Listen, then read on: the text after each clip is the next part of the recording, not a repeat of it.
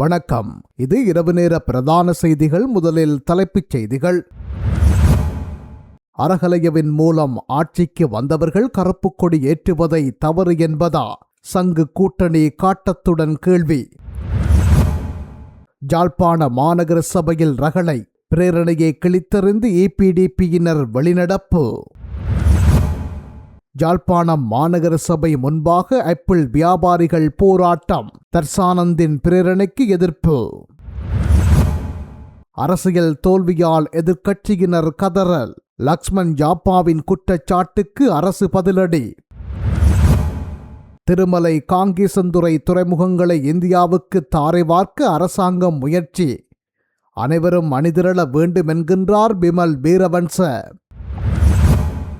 எதிர்க்கட்சிகளின் குற்றச்சாட்டுக்கு பதிலளித்து காலத்தினை வீணடிப்பதற்கு விரும்பவில்லை. பிரதமர் ஹரணி தெரிவிப்பு. ஜனநாயகத்தை சவப்பெட்டிக்குள் தள்ளும் வகையில் புதிய சட்டமூலம். உயர் நீதிமன்றம் செல்வேன் என்று பீரிஸ் எச்சரிக்கை. தொடர்வன விரிவான செய்திகள். பல்கலைக்கழக மாணவர்களின் கருப்புக்கொடி போராட்டத்தை சட்டவிரோதமானது என அறிவித்துள்ள பல்கலைக்கழக மானியங்கள் ஆணைக்குழுவின் கருத்து பிழையானது என்று தெரிவித்துள்ள ஜனநாயக தமிழ் தேசிய கூட்டணி போராட்டத்துக்கான காரணத்தை கண்டறிந்து அதனை தீர்ப்பதற்கு முயற்சிக்க வேண்டும் என்றும் சுட்டிக்காட்டியுள்ளது. இதுகுறித்து ஜனநாயக தமிழ் தேசிய கூட்டணி சார்பில் அதன் பேச்சாளர் சுரேஷ்கானா பிரேமச்சந்திரன் இன்று விடுத்துள்ள ஊடக அறிக்கையின் முழு விவரம் பெறுமாறு. இலங்கை சுதந்திரம் அடைந்ததிலிருந்து மிக நீண்ட காலமாக சுதந்திர தினத்தையும் அதற்கு பின்னர் 1972ஆம் ஆண்டு இலங்கை குடியரசாகிய போது கொண்டுவரப்பட்ட குடியரசு அரசியல் சாசனத்திற்கு எதிராகவும் தமிழ் மக்கள் கருப்பு கொடி போராட்டங்களை முன்னெடுத்து வந்துள்ளமையுடன் அவற்றை கருநாள்களாகவும் பிரகடனப்படுத்தி வந்துள்ளனர். இலங்கை என்பது சிங்கள தமிழ் ராசதானிகளாக பிளவுபட்டு இருந்தது என்பதும் 1883ஆம் ஆண்டு காலனித்துவ ஆட்சியாளர்களான பிரித்தானியர்களால் தமது நிர்வாக வசதிக்காக ஒன்றாக்கப்பட்டது என்பதுதான் வரலாறு. ஒன்றிணைந்த ராசதானிகளை சிலோன் என்ற பெயரில் சூழ்ச்சியின் காரணமாக பெரும்பான்மை இனமான சிங்கள தரப்பிடம் கையெழுத்து விட்டு சென்றார்கள் என்பதும் வரலாறு. ஆகவே இவ்வாறான சுதந்திர தினத்தையோ அல்லது குடியரசு தினத்தையோ தமிழ் மக்கள் ஏற்றுக்கொள்ளவில்லை என்பதுடன் பெரும்பான்மை சிங்கள அரசுகளால் தமிழ் மக்களின் மொழியுரிமை, வாழ்விட உரிமை, கல்வி உரிமை, வேலை வாய்ப்புக்கான உரிமை போன்றவற்றை பல்வேறு வழிகளில் நிராகரிக்கப்பட்டு தமது சுதந்திரத்தை தாமே பெற்றுக்கொள்ள வேண்டும் என்ற நிலைக்கு தமிழ் மக்கள் தள்ளப்பட்டதன் காரணமாகத்தான் இங்கு நீண்டதோர் ஆயுத போராட்டம் நடைபெற்றது. எனவே தமிழ் மக்கள் ஏன் போராடுகின்றார்கள்? அரசின் தமிழர்களுக்கு எதிரான அனைத்து செயற்பாடுகளையும் ஏன் எதிர்க்கின்றார்கள்? ஏன் கருப்பு கொடி ஏற்றுகின்றார்கள்? ஏன் ஊர்வலங்களையும் கவன ஈர்ப்பு போராட்டங்களையும் நடத்துகின்றார்கள் என்பதற்கு அரசு சரியான தீர்வை கண்டுகொள்ள வேண்டுமே தவிர ஜனநாயக பூர்வமான எதிர்ப்பை காட்டும் மக்களையோ மாணவர்களையோ தண்டிப்பதானது ஜனநாயக விரோதமானதும் சட்ட விரோதமானதுமாகும். இலங்கையின் அடிப்படை உரிமைகளில் பேச்சுரிமை, எழுத்துரிமை, ஒன்று கூடுவதற்கான உரிமை, ஜனநாயக வழிமுறைகளில் கருப்பு கொடி ஏற்றுதல் உட்பட எதிர்ப்பு தெரிவிப்பதற்கான உரிமைகள் வழங்கப்பட்டுள்ளன. இலங்கையில் துக்கத்தை வெளிப்படுத்துவதற்கு கருப்பு கொடி ஏற்றுவது இயல்பானது. தமிழ் மக்கள் அடக்கப்பட்டு ஒடுக்கப்படுகின்றார்கள் என்பதும் தமிழ் மக்களுக்கு முழுமையான சுதந்திரம் கிடைக்கவில்லை என்பதும் துக்ககரமான செயற்பாடே. அவ்வாறான துக்ககரமான செயற்பாட்டின் போது பல்கலைக்கழகத்திலோ அல்லது வேறு எந்த இடத்திலோ கருப்பு கொடி கட்டுவது சட்ட விரோதம் என சட்டத்திலெங்கும் குறிப்பிடப்படவில்லை. மக்களுக்கோ அன்றில் சொத்துக்களுக்கோ எவ்வித இடையூறும் விளைவிக்காமல் மக்கள் தமது எதிர்ப்பை காட்டுவது என்பது ஜனநாயக பூர்வமான நடவடிக்கையே.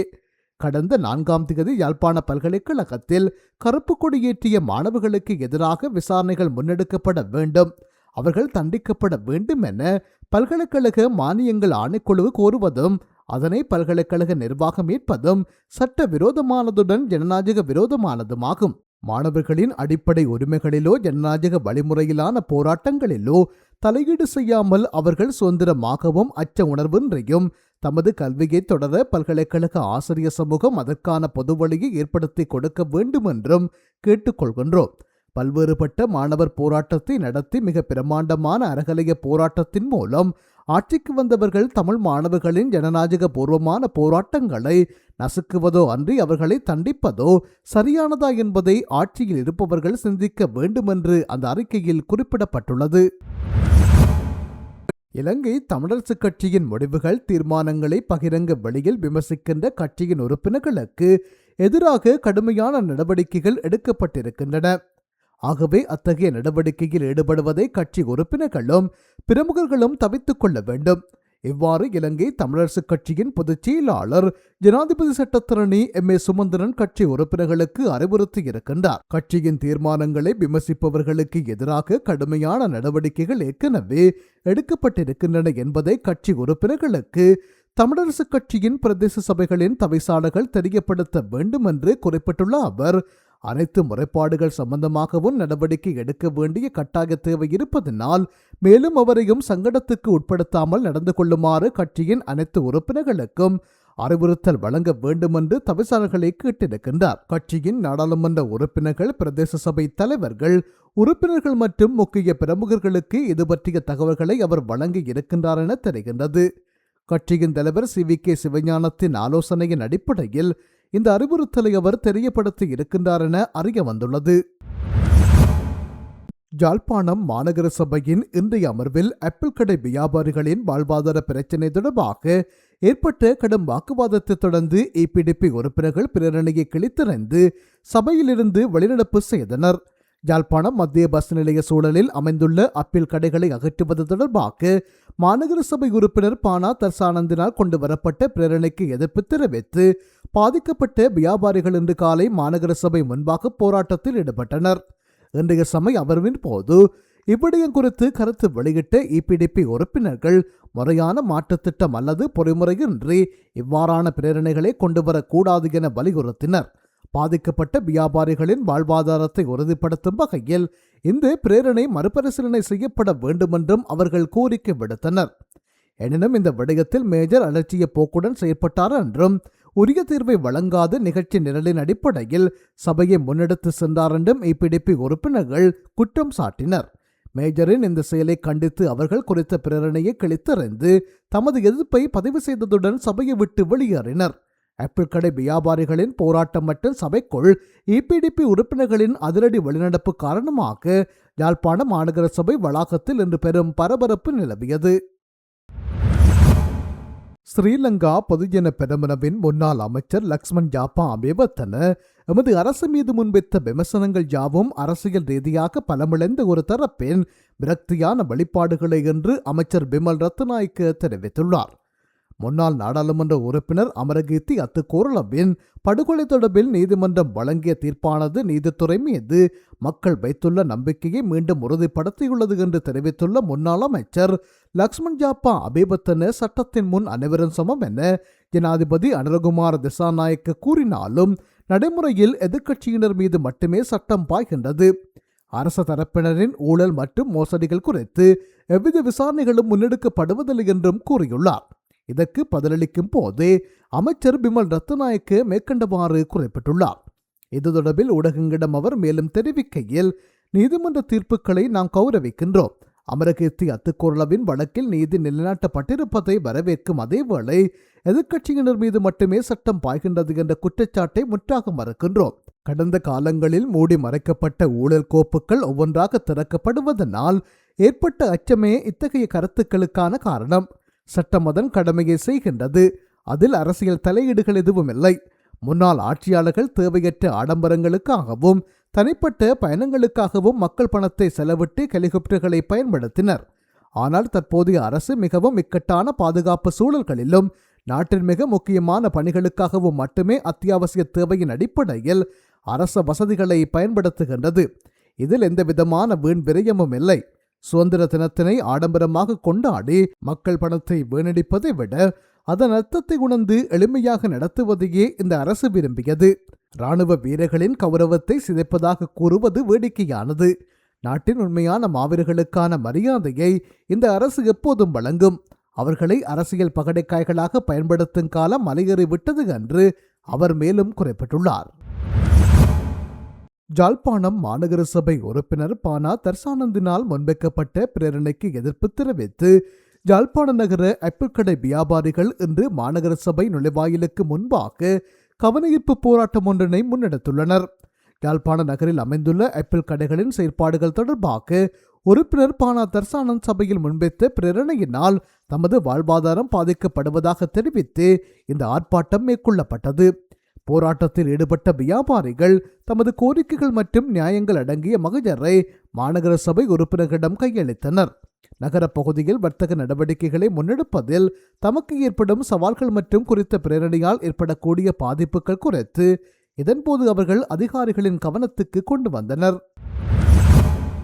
காங்கேசந்துறை துறைமுகம் மற்றும் திருகோணமலை துறைமுகம் ஆகிய துறைமுகங்களை இந்தியாவுக்கு தாரை வார்க்க அரசாங்கம் முயற்சிக்கின்றது. அரசாங்கத்தின் இந்திய மயமாக்கலுக்கு எதிராக அனைவரும் அணிதிரள வேண்டும். இவ்வாறு தேசிய சுதந்திர முன்னணியின் தலைவர் பிமல் வீரவன்ச அழைப்பு விடுத்துள்ளார்.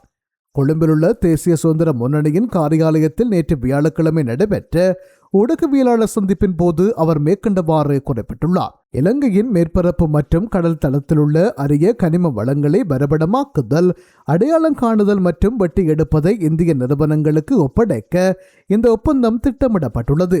இந்த ஒப்பந்தம் இரு அரசாங்கங்களின் ஒப்பந்தத்துடன் இந்திய நிறுவனங்களுக்கு கனிமமயமாக்கப்பட்ட பகுதிகளை ஒதுக்கவும் இந்திய பொது மற்றும் தனியார் துறைகளின் முதலீடுகளை ஊக்குவிக்கவும் திட்டமிடப்பட்டுள்ளது. ஸ்லோன் கிராபைட், நீலசைவயர், புல்மோட்டை கனிம மணல், உயர்தர சிலிக்கா, ராக்பாஸ்பேட், லோலமைட் மற்றும் கடலுக்கு அடியிலுள்ள கோபாலட் படிவுகள் போன்ற வளங்களை இந்த ஒப்பந்தத்தின் மூலம் இந்தியா கையகப்படுத்தும் அபாயம் உள்ளது. இலங்கையில் இந்திய மயமாக்கலுக்கு எதிராக போராடிய ஒரு கட்சியாக மக்கள் விடுதலை முன்னணி ஆரம்பத்தில் காணப்பட்டது. இந்த நடவடிக்கை துரோகமானது. மக்கள் ஒன்றுபட்டு அதற்கு எதிராக போராட வேண்டும். காங்கேசந்துறை மற்றும் திருகோணமலை துறைமுகங்களை இந்திய மயமாக்கும் முடிவுகள் மற்றும் மருந்து சந்தையை இந்திய மருந்துகளால் நிரப்ப 7 ரகசிய ஒப்பந்தங்கள் போன்ற இந்தியா தொடர்பான பிற திட்டங்களையும் அரசாங்கம் முன்னெடுத்துள்ளது. அரசாங்கத்தின் இந்த செயற்பாடுகளுக்கு எதிராக நாட்டு மக்கள் ஒன்றிணைய வேண்டுமென்று அவர் குறிப்பிட்டுள்ளார்.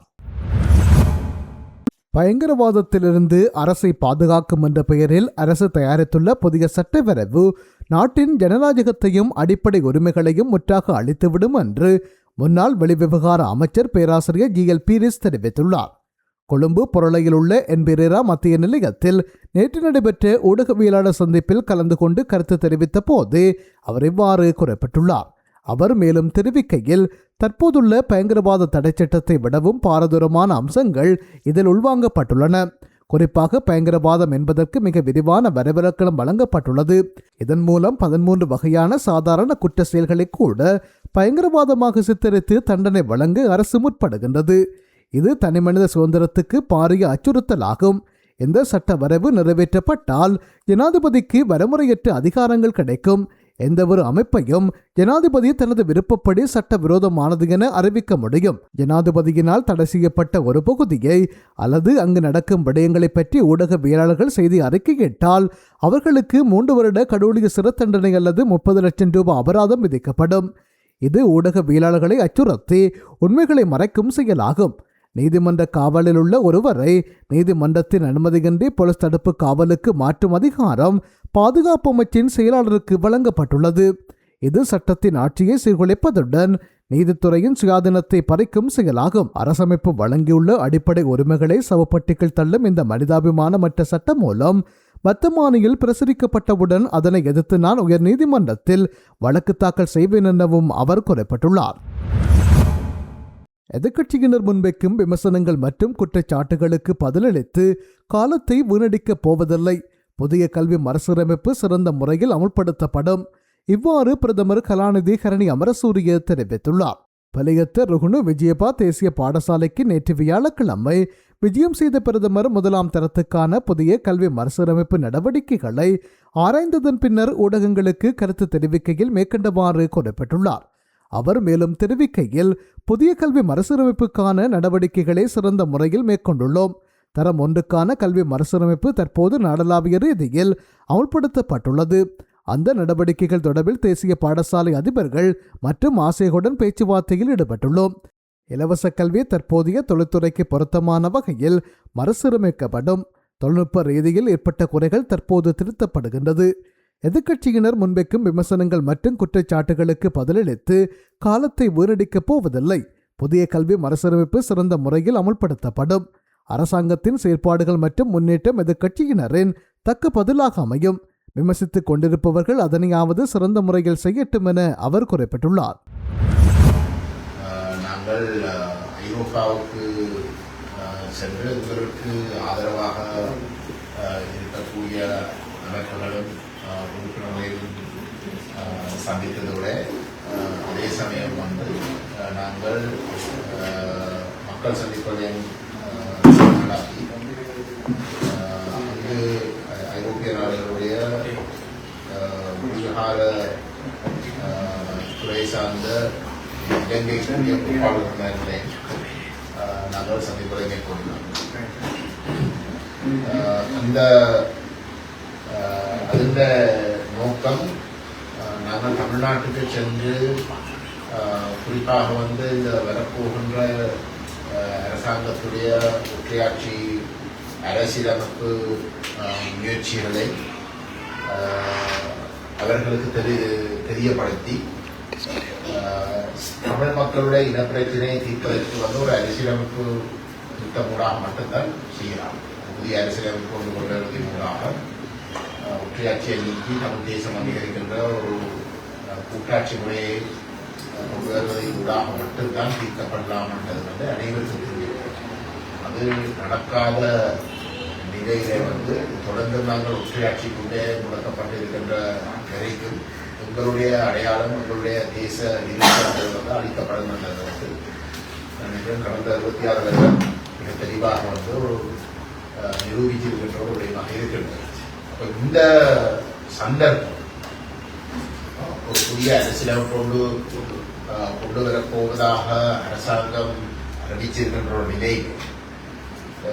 ஆனால் அந்த அரசியலமைப்பு வந்து மீண்டும் 4வது தடவையாகவும் வந்து ஒற்றையாட்சி ஐக்கிய ராஜ்ய அரசியலமைப்பாக இருக்க போகிறது வந்து அவர்களுடைய தேர்தல் விஞ்ஞாபனத்திலே வந்து அவர்கள் தெரிவித்திருக்கின்ற நிலையிலே அந்த அரசியலமைப்பு என்றது வந்து அவ்வகையிலே அவர்கள் குறிப்பிட்டிருக்கிற வகையில வந்து ஒரு ஒற்றையாட்சி ஐக்கிய ராஜ்ய அரசியலமைப்பாக இருக்க முடியாத இருக்கக்கூடாது.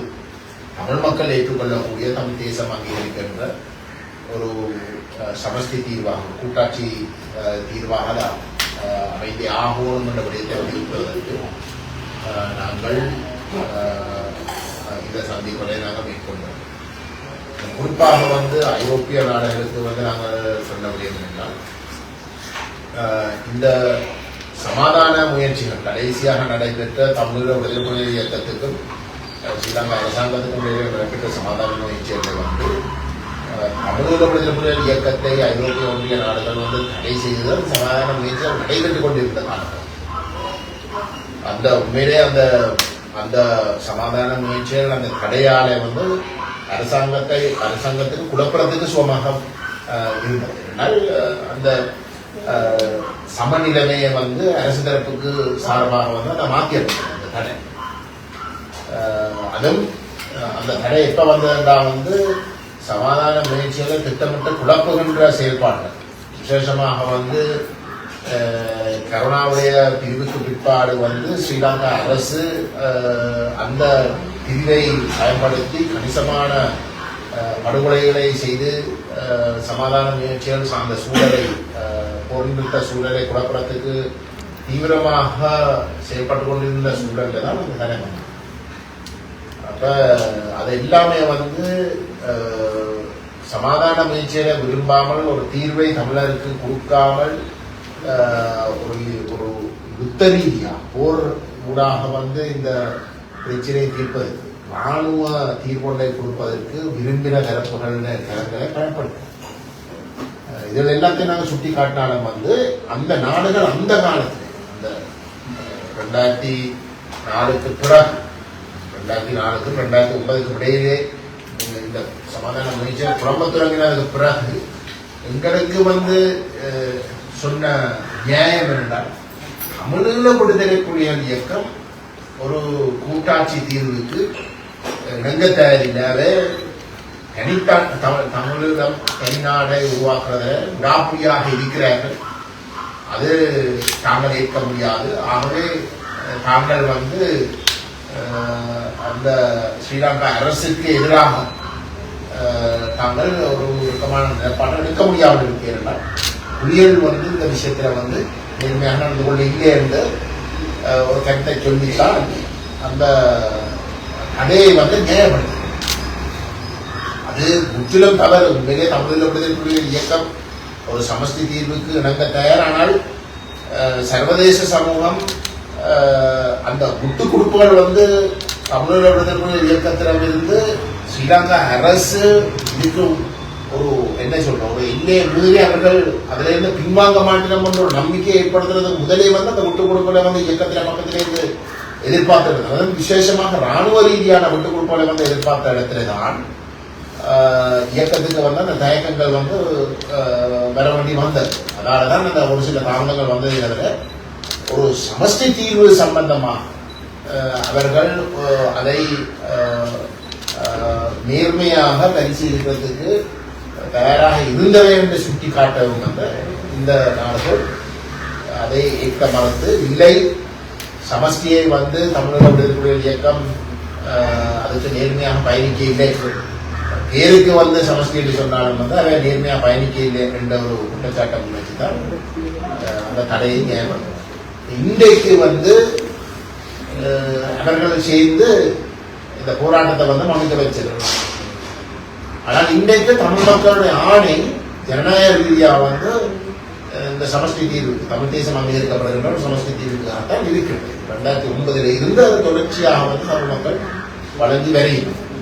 அந்த ஆணை கொடுக்கிற தரப்புகள் அதுக்கு நேர்மையாக நடந்து கொள்ளாமல் இருந்ததுதான் எங்களுடைய கூட்டம். விசேஷமாக தமிழ் தேசிய கூட்டமைப்பு இந்த தமிழரசு கட்சி வந்து ஆணையை வந்து எந்த விதமான மாற்று கருத்து இல்லை. மக்கள் தெளிவாக தமிழ் தேசம் அங்கீகரிக்கப்படுகின்ற ஒரு சமஷ்டி தீர்வு இல்லாட்டி கூட்டாட்சி தீர்வு மட்டும்தான் லோக்கல் தீர்வாக அமையும் என்ற அடிப்படையில் தான் மக்கள் தங்களோட ஆணையை வெளியிட்டு வந்திருந்தார். போன கடைசி 2004ஆம் ஆண்டு தேர்தலிலே கூட தமிழரசு கட்சிக்கும் தமிழ் தேசிய மக்கள் முன்னணிக்கும் ஜனநாயக தமிழ் தேசிய கூட்டணிக்கும் கிடைத்த வாக்குகள் எடுத்தப்பட்டார். முன்னும் வந்து சமஷ்டி சொல்லித்தான் வாக்கை பெற்றது. ஒட்டியாட்சியை நிராகரிக்கிறோம் என்று சொல்லித்தான் வாக்கை பெற்றது. ஆகவே அதெந்த வாக்களை கூட்டு பார்த்தீங்கன்னா அது கிடைத்த வாக்களுக்கு முன்னே இத்தனை மடங்குக்கு மேலாக இருக்கு. ஆகவே எங்களை பொறுத்தவரையிடம் வந்து இந்த ஐரோப்பிய நாடுகளுக்கு ஒரு கடமை இருக்கு. நாங்கள் தடையை கூடாதீங்கள், தடையை போட்டதீங்கன்னா இந்த பேச்சுவார்த்தை குழம்பும் என்று நாங்கள் அந்த நேரம் சொல்றோம். நீங்கள் அதை நம்பாமல் தடையை போட்டீங்கள். தடையை போட்டதை நியாயப்படுத்துறேன் அப்படின்னா வந்து சமஷ்டியை கூட்டாட்சி தீர்வை வந்து தமிழர்களுடைய இயக்கம் அதுக்கு நேர்மையாக பயணிக்கவில்லை என்று சொல்லித்தான் அதை நியாயப்படுத்தும். அப்படி என்ன கூட்டாட்சி என்றால் ஸ்ரீலங்கா அரசு கொடுக்கறதுக்கு தயார், நீங்கள் அதை ஏற்க மறுத்துறீங்கள் என்றதான் நீங்க சொல்ல பார்த்தோம். அப்படி இல்லைன்னு நாங்கள் சொல்லாமல் தான் மறுத்துத்தான் நீங்கள் அந்த தடையை நியாயப்படுத்தி போரையும் வந்து அரசு தரப்புக்கு வெற்றிகரமாக நடத்துவதற்கு வந்து உதவி செய்யும். இன்னைக்கு உங்களுக்கு கடமை இருக்கு.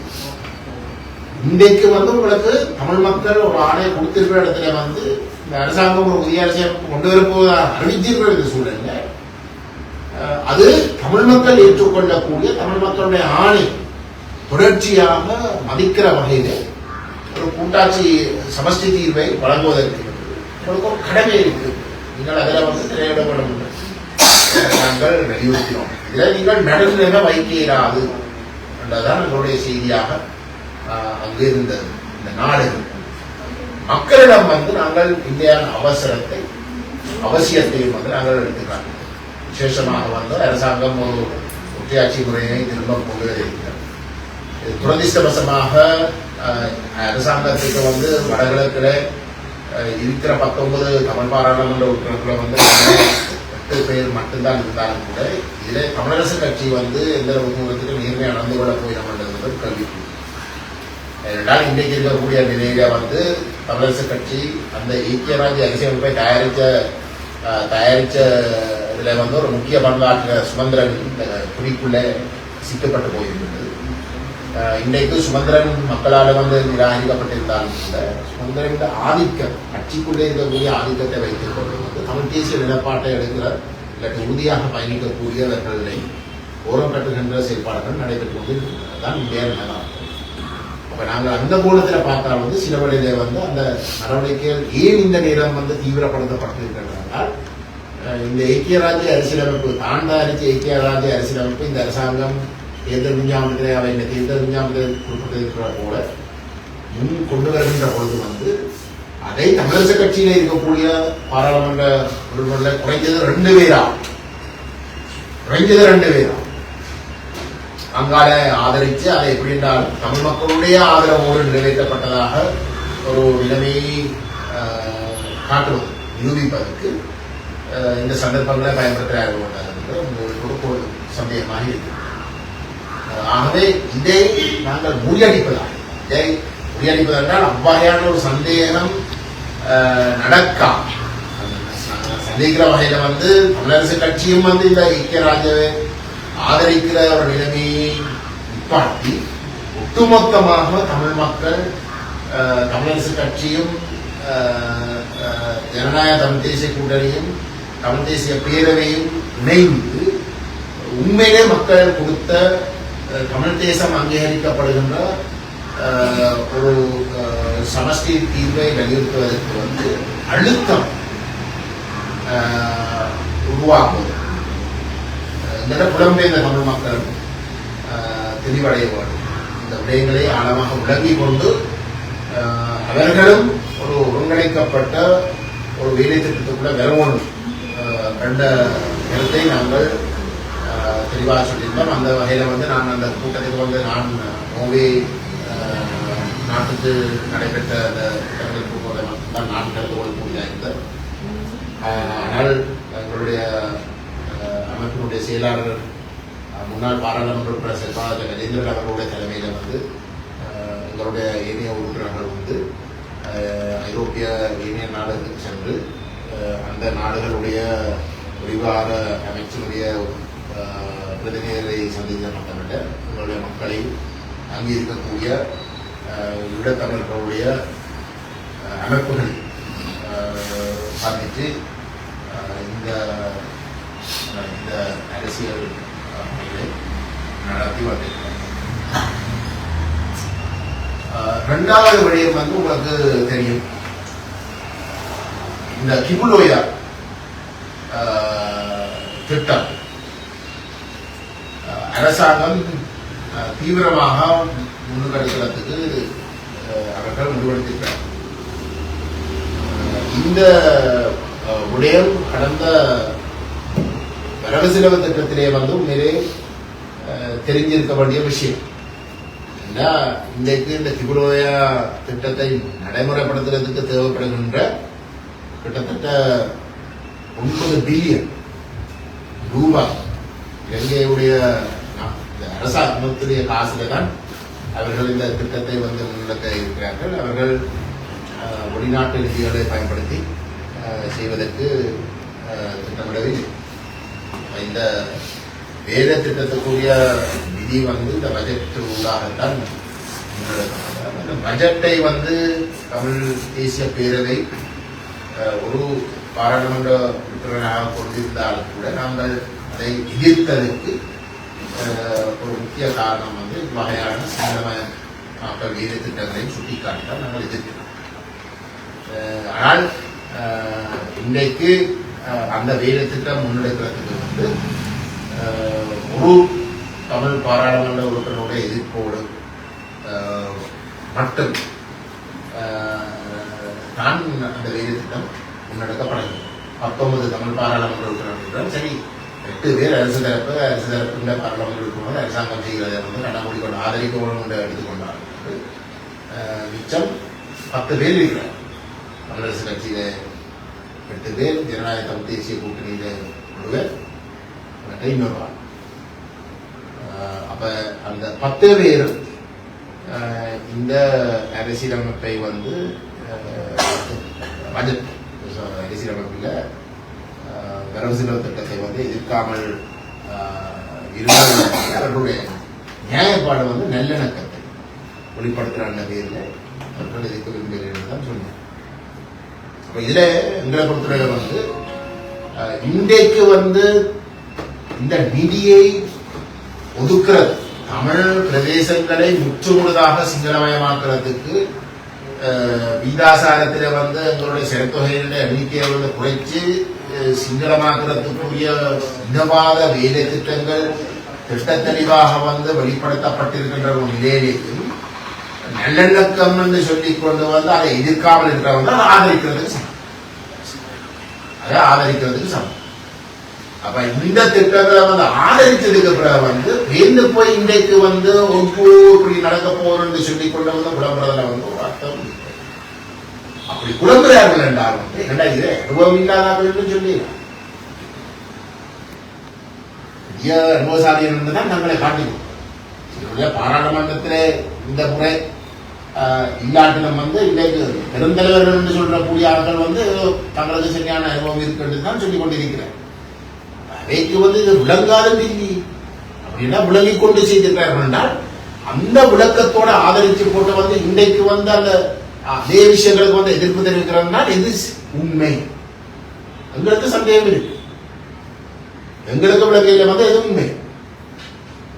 இந்த வேலை திட்டத்தை செய்யறதுக்கு எதிர்க்காமல் அதெல்லாம் மூடி மறைக்கிறதுக்கு நல்லிணக்கம் சொல்லி அரசாங்கம் நல்லதை செய்ய பார்க்கறது அதை நாங்கள் அவங்களுக்கு வந்து எதிர்க்க விரும்பலைன்னு வந்து அதை மூடி மறைச்சு இந்த ஆபத்துகள் எல்லாத்தையும் காட்டாமல் வந்து அதை மூடி மறைக்கிறதுக்கு செயல்பட்டதுதான் உண்மையா. அல்லது இன்றைக்கு வந்து அங்கோ எல்லாம் வெளியில வந்துட்டு ஊடகங்கள் தினக்குரல் உதயன் முன் வரிசையில வந்து இது எல்லாத்தையும் அம்பலப்படுத்தி எல்லாத்தையும் போட்டுடைச்ச இடத்துல வந்து இந்த முடிவடைக்கையிலாக அவை நாங்கள் விழுந்தடிச்சு வந்து இதை எதிர்க்கணும். அப்பத்தான் தாங்கள் அந்த ஆதரிச்ச விஷயத்தை முடிவடைக்கலாம் உண்மையா என்று பார்த்தால் எங்களுக்கு இரண்டாவதுதான் கொஞ்சம் கூட மேலோங்கி கொண்டு இருக்கிற கூட தெரியும். ஆனாலும் நான் ஒன்று சொல்லுவோம், இன்றைக்காவது அவர்கள் இவ்வளவு வந்து எதிர்ப்பு தெரிவிக்கிறத நாங்கள் நிறைவேற்கிறோம். அதை நாங்கள் நிறைவேற்கிறோம். ஆனால் இது ஒரு அரசியல் லாபம் எடுக்கிறதுக்குரிய ஒரு விளையாட்டாக இருக்கக்கூடாது. அப்படி இருந்தால் இன்றைக்கு அவர்களுடைய செல்வாக்கு படிப்படியாக குறைந்து கொண்டு வருகிற இடத்துல அவர்கள் அதை விளங்கிக் கொள்ளும். அவர்கள் இப்படியே நடந்து கொண்டபடியால் தான் மக்களுக்கும் வந்து நம்பிக்கை வந்து இழந்து கொண்டு மக்கள் வந்து அந்நியப்படுத்தப்பட்டு கொண்டு போகிறார். ஆகவே அது எல்லாத்தையும் கருத்தில் எடுத்து அவர்கள் உண்மையிலே வந்து இந்த மிக மோசமான இவருடைய மகாவலி வலயத்துடைய சிங்களமயமாக்குற வேலை திட்டத்தை முறியடிக்கிறதா அவர்கள் சொல்ல வேண்டியது வந்து தயவு செய்து இந்த அரசியலுக்கு அப்பாற்பட்ட ஒரு நிலையில சிவில் சமூக தலைவர்களுடைய பங்களிப்போடும் இது முன்னெடுக்கப்பட வேண்டும். அவர்களும் எதிர்ப்பு தெரிவிக்கிற அதே நேரம் வந்து நாங்களும் எதிர்ப்பு தெரிவிப்போம். ஆனால் சிவில் சமூகம் இதுல வந்து முன்னுக்கு வந்து இதுல வந்து செயல்படுறதை வந்து நாங்கள் கேட்கிறோம் அந்த கருத்தை அவர்கள் சொல்லுவோம். சொல்லி அதுக்கு அவர்கள் ஒத்துழைக்க வேண்டும்ன்றதுதான் எங்களுடைய கருத்து. ஏன் இதை நான் சொல்றேன்னா இந்த பட்ஜெட் என்ற விஷயம் மட்டுமல்ல, இந்த மகாவலி வலயம் என்ற விடயத்துக்குள்ளதான் இந்த திபுலோயா திட்டம் வருது. அதோட மிக முக்கியமான ஒரு அங்கம். இதே மகாவலி வலயத்துக்குள்ளேதான் உங்களுக்கு தெரிஞ்சிருக்கும் வந்து கொக்கச்சான்குளம் என்ற ஒரு பாரம்பரிய தமிழ் கிராமத்தில் இருந்த மக்களை திரட்டி திட்டமிட்ட வந்து வெளியேற்றி எப்படி வந்து இந்த திபுலோயா வேலை திட்டத்துக்கு வந்து முல்லைத்தீவு கிழக்கு பக்கமும் வவுனியா வடக்கிலே இருக்கக்கூடிய பிரதேசங்களில் வாழ்ந்த மக்களை வந்து திட்டமிட்டு வந்த ராணுவ நடவடிக்கைகளால வந்து வெளியேற்றி பெண் சிங்கள குடியேற்றங்களை செய்தார்களோ அதே மாதிரி வந்து இந்த கொக்கச்சான்குளம் பிரதேசத்துல வந்து அதே மாதிரியான நடவடிக்கைகளால வந்து சிங்கள மக்களை வந்து குடியேற்றி வந்து அது போகஸ் வெவர் கலா போகஸ் வெவர் ஒரு சிங்கள பேரையும் கொடுத்து அது இந்த சமாதான காலத்துல வந்து இந்த எல்லாரும் முன்னு கொடுத்து கொண்டு இருந்த மைத்திரிபால சிறிசேன ரணில் விக்ரமசிங்க காலப்பகுதியில வந்து அந்த அந்த கொக்கச்சான்குளம் பிரதேசத்தில வந்து கலா போகஸ் வெவர் சிங்கள பேரை மாற்றி அங்கு குடியேற்றிய சிங்கள மக்களுக்கு வந்து காணி உறுதிகள் கொடுக்கப்பட்டது. மைத்திரிபால சிறிசேன ரணில் விக்ரமசிங்க வவுனியாவுக்கு சென்று வவுனியா சைவ பிரகாச மகளிர் கல்லூரிக்கு சென்று 2017 அக்டோபர் 21 அந்த போகஸ்வர கிராமத்திலே இருக்கக்கூடிய சிங்கள மக்களுக்கு வந்து உறுதி கொடுக்கிற அந்த பேர்ல வந்து குக்கச்சான் குளத்தில் இருக்கக்கூடிய தமிழ் இடத்தை முற்றுமுழுதாக நீக்கிறதுக்கு உறுதிகளை கொடுக்கப்பட்ட அதை மூடி மறைக்கிறது அந்த சிங்களமய வேலை மூடி மறைக்கிறதுக்கு தமிழ் கிராமங்கள்ல இருக்கக்கூடிய ஒரு சில மக்களுக்கு உறுதி கூறுவதாக காட்டிக்கொண்டு அந்த நிகழ்வு நடைபெற்றது. அந்த நிகழ்வு நடைபெற்ற பொழுது அதிலே மைத்ரிபால சிறிசேன ஜனாதிபதியும் ரணில் விக்ரமசிங்க பிரதமரும் கலந்து கொண்டது. எதிர்கட்சி தலைவராக திரு சம்பந்தன் இருந்தவர் அவருடைய உடல்நிலை காரணமாக அவர் கலந்து கொள்ளாமல் அதுக்கு ஆசி செய்தி இருக்கு. அந்த ஆசி செய்தியை வாசிச்சது அன்றைக்கு பாராளுமன்ற உறுப்பினர் சுமந்தர் பேச்சார் தமிழ் தேசிய கூட்டம் பேச்சார். மற்றது மேடையில சுமந்திரனோட உட்கார்ந்து இருந்த செல்வம் அடைக்கிறார்கள். இன்றைக்கு டிடிஎன்பி செல்வம் அடைக்கிறார்கள். மற்ற பழைய நண்பர் விஜயகலா மகேஸ்வரன். அப்ப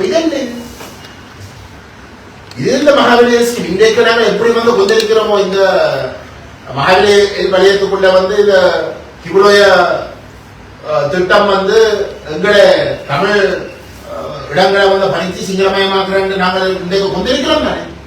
அப்ப இந்த முக்கச்சாங்குளத்தை பணிச்சு போட்டு போகேஸ்வரன் சிங்கள பேரை கொடுத்து போட்ட அந்த உறுதி கொடுக்க உங்களுக்கு கொண்டிருக்கு இருக்கி அன்னைக்கு நீங்கள் அந்த உறுதியில கொடுக்கறதுக்கு நீங்கள் நல்லிணக்கம் என்று சொல்லி போட்ட ஒரே மேடையில இருந்து போட்டு அதுக்கு ஒரு சட்டப்பூர்வமான அரசியல் ரீதியான அங்கீகாரத்தை கொடுத்தது அது எப்படி அது ஓகே இதுதான் பிள்ளை.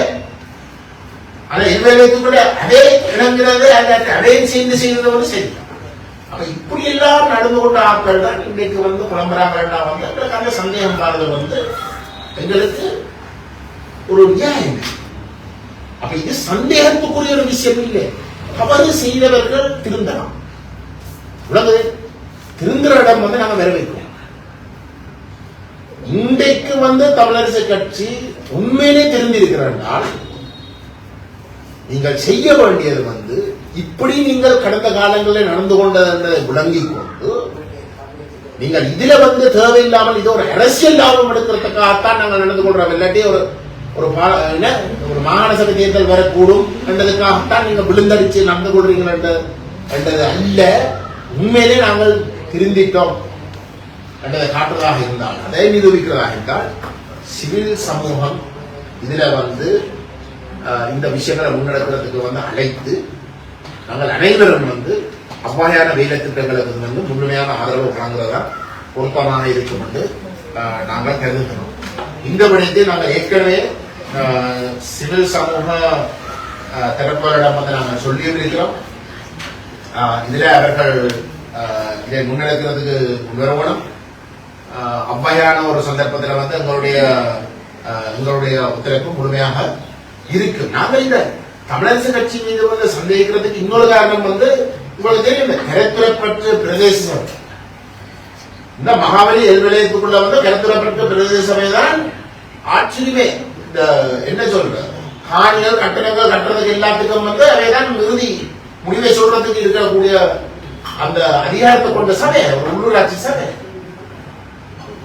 அந்த சபையை திட்டமிட்டு அரசு தரப்புக்கு மாற்றி கொடுத்தது. அந்த பொறுப்பு முழுக்க தமிழரசு கட்சி தான் ஏற்க வேணும். எல்லாத்தையும் நாங்கள் தொகுத்து பார்க்க இந்த செய்த அநியாயங்கள் எல்லாத்தையும் மூடி மறைக்கிறதுக்கு தான் இன்றைக்கு உள்ளது பெருசா கலைக்கிறாங்களோ சந்தேகம். இது சந்தேகத்துக்குரிய ஒரு விஷயமா இருக்கக்கூடாது. உண்மையிலே தமிழரசு கட்சி இன்றைக்கு சரியான வகையில திருந்திருக்காங்கன்றா அதை நாங்கள் வரவேற்கிறோம். ஆனால் அதை வரவேற்கிறதுக்கு தமிழரசு கட்சி அரசியல் லாபம் மற்றது. நாங்கள் வெறும் அரசியலுக்காக இதை செய்யவில்லை என்று நிரூபிக்கிறதுக்கு இந்த இடத்துல சிவில் சமூகத்துக்கு இந்த இடத்தை கூட எல்லாத்தையும் நாங்களும் செய்வோம். ஆனால் போட்டியாக இதை வரக்கூடாது. போட்டியாக திரும்ப ஒரு அரசியலாக இதை கொண்டு போகக்கூடாது. ஒட்டுமொத்தமாக இது எதிர்க்கப்பட வேண்டிய ஒரு விஷயம். தயவு செய்து தமிழரசு கட்சி இதை விளங்கி கொண்டு ஒட்டுமொத்த தமிழினம் இதை எதிர்க்கிறது. இது வெறும் அரசியல் கட்சிகளோ அரசியல் நோக்கத்துக்காக எதிர்க்கிறது அந்த குற்றச்சாட்டு அரசாங்கம் நாங்கள் மக்களுக்காக செய்த விஷயங்களை அவர்கள் குற்றப்படுத்துறது பார்க்க அரசியல் நோக்கத்துக்காக இனவாத அரசியலுக்காக ஏதோ ஒன்றுக்காக என்று சொல்லித்தான் அதை கொச்சப்படுத்துறது பார்க்கிறோம். அப்படி செய்யாமல் நாங்கள் சிவில் சமூகத்துக்கு வந்து அழைப்புதலை நாங்களே கொடுத்து அவர்கள் இதை முன்னெடுப்பதற்கு வந்து முன்னேறுவதற்கு நாங்கள் கேட்டுக்கொள்வது.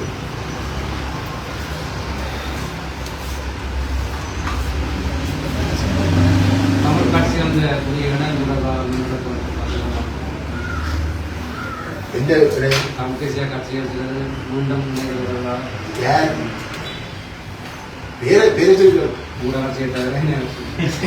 அப்படி சொல்லுங்க. கட்சிகள் இப்ப வந்து தமிழ் சொல்லிக் கொண்டிருக்கிறது 3 பேர்.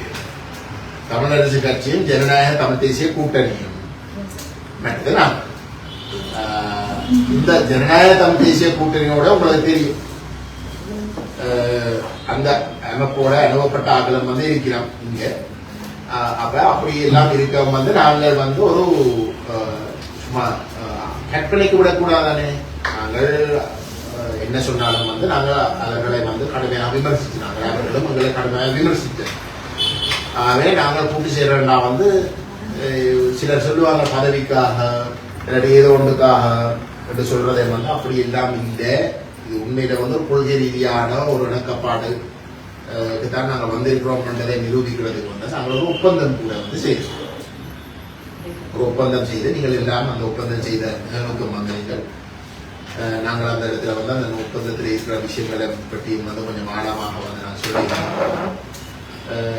அதுக்கு பிறகு வந்து உங்களோட பக்கத்துல தமிழ் தேசிய பேரவையின் பக்கத்துல இருந்து அந்த ஒப்பந்தத்தை செய்த ஜனநாயக தமிழ் தேசிய கூட்டணிக்கு வந்து அந்த ஒப்பந்தம் செய்திருக்காட்டி வந்து அவர்களுக்கு இந்த உள்ளூராட்சி சபையில வந்து ஒரு பதவியும் வந்திருக்காங்க. விசேஷமாக யாழ்ப்பாணத்தை எடுத்துக்கொண்டாங்கன்னா அங்கதான் அவர்களுக்கு பதவியை கூடுதலாக எதிர்பார்த்திருக்கலாம்.